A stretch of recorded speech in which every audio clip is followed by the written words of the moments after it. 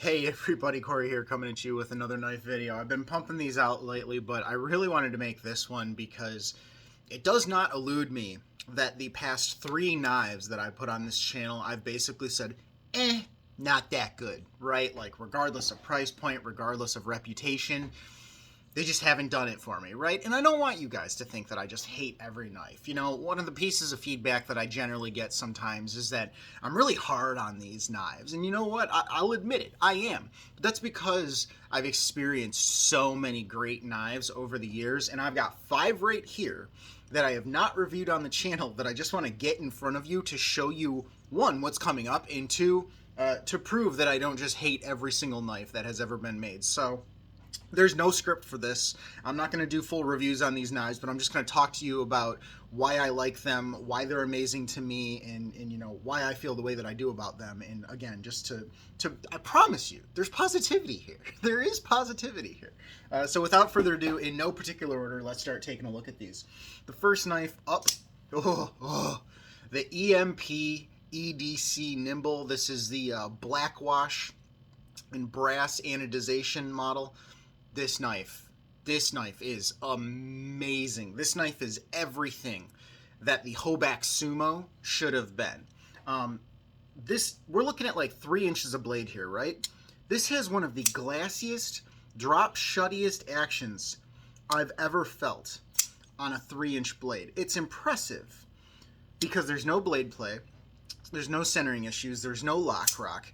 I didn't even have to tune this. The pivot doesn't back out, right? Let's just briefly look at the handle. It's got what I love. Look at these wide edges.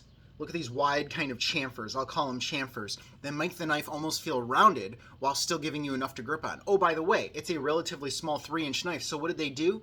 They gave you a full forward finger choil so that if you had bigger hands or if you just wanted to feel more secure in the knife, you could choke up on it. Oh, by the way, and this is where this knife really shines, you have a flipper tab. You also have a front flipper tab. You also have, I failed it, but a thumb hole. You also have the full cutout, so you can reverse flick it with your middle finger. And oh, by the way, the positioning is such that you can reverse flick it with your index finger. And oh, by the way, you can reverse flick it upside down if that's something you're into. This is a fidget monster. The action is glass. It is almost drop shut. It doesn't just guillotine your finger, which is probably good if you're going to be playing with it a whole lot. Every deployment method is absolutely satisfying. Flipper feels good. Front flipper feels good. I'm not going to beat you over the head with this, but they've just done so much right. And oh, by the way, it's actually sharp. The blade stock isn't too thick. It's a good cutter. Oh, by the way, it's unique enough, right? They've got this frag milling. It doesn't look like anything else that's out there. Not the milling, but the entire knife overall. Oh, by the way, they sell individual kits. If you want to swap out the anodized pieces, they sell Mokutai kits. They sell different blades now. He just released the Tontos. He just released the liner locks. Let me sum this knife up like this. There has never, ever, ever been another knife in my career up until this point, and there's one other one on the table that I found recently, that I loved so much that I wanted both the small sized and the large size. He just came out with a Nimble X. It should be dropping soon. This knife is amazing, and if you haven't handled one, you absolutely positively need to. And if you say you don't like large knives, you can get this one. And if you say you don't like small knives, you can get the X when it's released. Amazing work. That's the Emp EDC Nimble. Next up, again, no particular order, the Reich 1902S. There is a review of the Reich 1902 on my channel. It's in blue carbon fiber, whatever the case might be. Oh, mama. This is the second knife. This is the one most recently where its big brother was so good, they made a smaller model, and I went and bought it. I don't do that, guys, okay? You know, I just, it's not something that I do. This was mind-blowing. This, actually, if I'm being honest, it doesn't have as many deployment options. This is another one. It's about a 3-inch blade. This actually has a smoother, fall shuttier action than the Emp EDC Nimble, all right? And I'm not trying to make a statement about, I'm not trying to compare these two knives, but this, literally, the Reich 1902S, this one is specifically in the gold carbon fiber variant, has the best action I have ever experienced on a knife this size. Hands down, no questions asked. I can say that definitively. Didn't require tuning. I will say if I slam it open over and over and over, the pivot will eventually back out. That's my one complaint with this knife so far. But other than that, what I'll say, they did an amazing job. This is not just a scaled down version of the 1902. This is a smaller version of the 1902, but the way that they changed the shape of the handle, the way they compressed it, makes it more ergonomic than the 1902. The scales, the flat portions of the scales, they actually come to a wider edge. The knife isn't thicker, but the scales don't taper down as much. And one of my problems with the 1902 was that, like, up in here and down back here, the knife became too thin because they almost contoured it too aggressively, which is weird to hear me say. This knife is an example of how to do a V2 correctly and how to scale down a knife correctly. You've got the flipper tab, you've got the cutout. I suck, okay? You can reverse flick it. Great, there you go. Bowler M390 titanium, a beautiful, beautiful gold carbon fiber weave on there. $160. $160 for arguably one of the best small knives I've ever felt. No, not just small. One of the best knives I've ever felt or handled in my entire life. That's the Reich 1902S. Normally I don't say things like this, but go get them now, okay? Because with the 1902s, they didn't make a whole bunch of them, and they were hard to find. And I actually just sold my 1902 just because it didn't get touched enough. This one stays with me forever. No, you can't have it. Go get them before they're gone, because they'll be gone, and they'll be hard to find. Next up, the Chebrikov Knives Small Strych.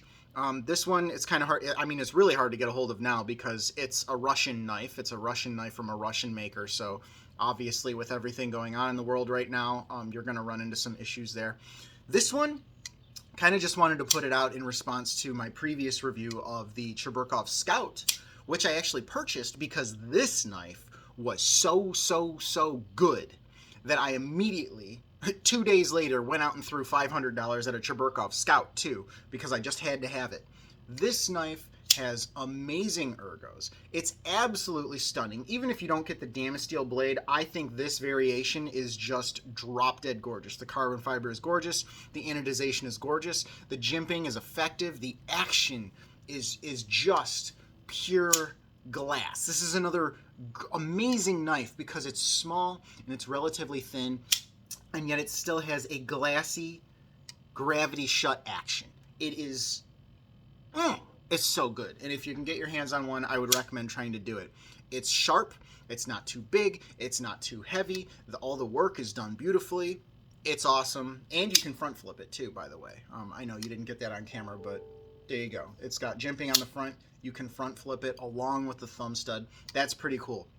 Only thing off the top of my head I could think of that I would like changed, make it dual thumb studs. They only put the thumb stud on one side, so you can't reverse flick this. Is it the end of any worlds? Not really, but it just feels like, why not? Amazing knife. Next up, this is one that a lot of people are, well, they go crazy for his work. This is the Sharp by Design Mini Tempest. It's the black, it's the hand satin, it's the gold carbon fiber. One of the things that I like about this, if you know anything about my channel or if you know anything about my preferences, I don't buy knives, generally, I don't buy knives that are asymmetrical. If you're going to put carbon fiber on the front, or if you're going to put a beautiful inlay on the front, you need to put it on the back, okay? I don't like when it feels like a knife, the designer put all the effort into the front and then they just completely neglected the back. Now I will say, I'm just going to do it because it's YouTube and people have a problem with it. Here's the Reich. It is asymmetrical, right? Don't care. It's that amazing. If a knife is good enough, I'll put that aside. But generally, especially when I'm looking at spending like $425 on a knife, which is how much this one cost, I'm a little bit more concerned with that sort of thing. Brian Nadeau makes a bunch of great knives. I think he's most well known for his Evo Typhoon and then his Micro Evo Typhoon. What can I say about this one? Honestly, very well done jimping. The jimping is generous. It goes all the way up there. You're never going to have to worry about not being on the jimping. The front flipper tuned absolutely beautifully. And oh, by the way, it's got a fuller, so if you want to reverse flick it, you can reverse flick it too. So you've got two deployment methods if you don't like the front flipper or the fuller. Lock bar access, very good. Fit and finish, very good. This one is not gravity shut, but it is like liquid melted butter smooth. It is so smooth. And what I really like about this one is how aggressively ground the blade is. Look at the total stock thickness right back here versus how thin the blade actually gets up by the top. Look at that. Look at how thin that is. It's such an aggressive grind. And you know what? If I just had the balls, I would actually cut something with this. But it is so beautiful. This is truly one of those weird ones where I say, you know what? They're kind of hard to get. He doesn't always make extra runs. I'd rather just keep this pristine. I'd rather keep it beautiful. That's all I have to say. But honestly, oh, this is just another one. Look at that carbon fiber. Look at that carbon fiber. Beautiful. The way that it hits the light. Last but not least, this one's a sleeper. This one's a sleeper, and y'all need to jump on it ASAP. This is the Meguron Knives. Wait, hold on. The AM8 Flix. Flix. AM8 is like a sub-brand of Meguron Knives. It's the same people who do Meguron Knives. I don't know why they did that, because they sell knives that are kind of in a similar price range and they have a similar design style. So I'm just going to kind of call this a Meguron regardless. This is the second Meguron I've handled. Why is this one interesting to me? Well, this one is going to run you about $200. It's titanium, it's carbon fiber, it's got anodization, and it's got M390. That's not all there is to it, but for $200, they're definitely hitting the enticing value kind of standpoint. Did you see that? Because I saw that. Did you see that? This knife may very well have a better action than my 520. And you all know how I felt about the 520. The 520 is like the knife from God in terms of action, okay? This one, remember, the 520 is a $450 knife in the configuration that I got it. And it doesn't go much lower than that. This one, after discounts, you're looking at like 180, 190, right? This is really good. This is really good. You can do the reverse flick. There's only a fuller on one side, or you can do a front flip. Only thing I would really like to see on this, more deployment options. But honestly, look at this. Look at this. You've got beautiful shredded carbon fiber. Again, you've got some anodized hardware. You've got milling up here. It is absolutely seamless where the carbon fiber meets the titanium. Same thing on the lock side. You've got the same milling. You've got these wide chamfers again on the edges that make the knife, they give it this almost rounded feel. It is so comfortable to hold. My only complaint with this knife would really just be that it's a little thick and the blade doesn't come to that fine of an edge. It could have a more aggressive grind to it, maybe even put a hollow grind on it. It is not the most amazing cutter in the world. That being said, it's not bad. It could just be better. And with everything else, everything else that they did on this knife, this is really good, especially at the price point that it's at. So those are the 5 knives that I just wanted to put in front of you today. All 5 of these will at some point get reviewed on the channel. You know, I just got to kind of get through things. And if I'm being honest, I try to review things in the order that I am most passionate about, right? So unfortunately, lately, I've gotten some knives that I didn't like, and I was so passionate about them that I just wanted to kind of dump it all out there. But rest assured, there are knives that I love. And knives like these, oh, they're out there. And these are the ones that get me really excited.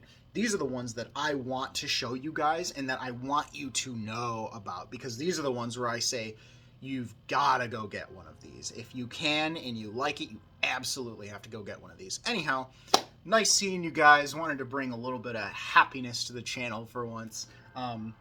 Expect things like this in the future.